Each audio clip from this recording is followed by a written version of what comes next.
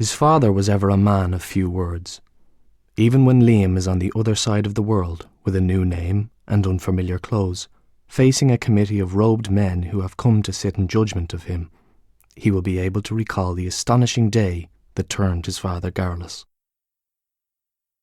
The morning had been a long one. Liam and his father out since dawn. A northwesterly breeze has been at them for hours, scrupulous in its self-appointed work of lifting the caps from their heads, in hurling a scree of water over them. Liam stands on what he would call a hillock, and his father a drumlin or tulloch, holding the end of a chain and the surveying pole in the hands that are scarlet with cold.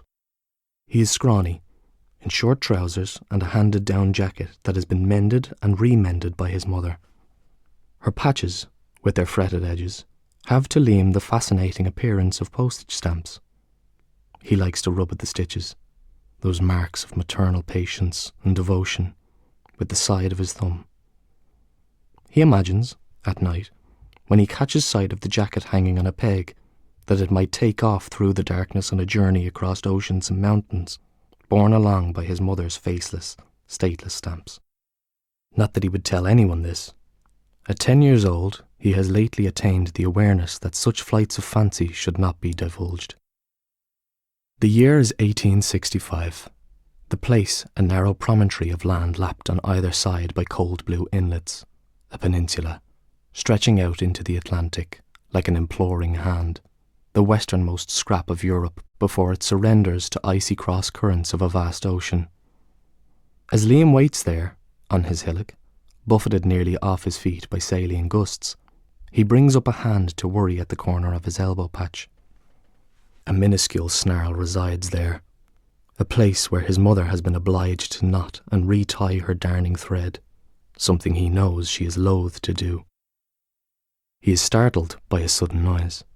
His father, at the other end of the measuring chain, perhaps 20 or 30 yards away, reduced by distance to nothing more than a little peg man, like the ones his sisters make with fabric scraps, is yelling something at him. What Liam's schoolmaster would term an imperative, but the greedy breeze snatches away the words. Liam stands more upright, wishing to signal that he is paying attention. His father is gesturing, brandishing his arm. Could he be instructing him to straighten the chain or to move the pole? It is what he most often shouts at Liam. The boy adjusts the stick with one hand, tugs at the heavy links with the other. His father is still yelling from his matching hilltop, still monitoring, waving his tripod. Liam waits, anxiety trickling through his chest. He sees his father throw down his instruments and stride towards him. He licks the salt from his lips and tries not to shiver. His father doesn't like to see him affected by weather, a sign of weakness in a man, he calls it.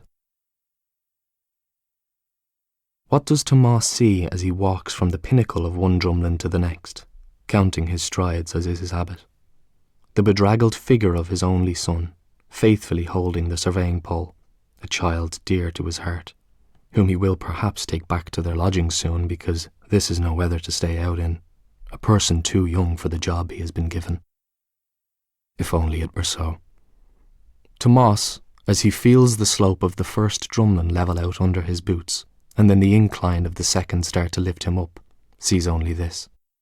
A gradient of perhaps 1 in 3, topological landforms caused by glacial activity, a valley scraped and forced to submit to a U-shape by the slow force of ice. To his left, the rearing structure of a high rocky outcrop of likely volcanic origin, a smoothness of moraine. And in the middle of this abundance of cartographic detail is an irregular greyish mark that does not belong there. A human, a small one, with bare knees, a cap, under which is some hair the colour of copper coins, and a surveying pole tilted at an inefficacious angle.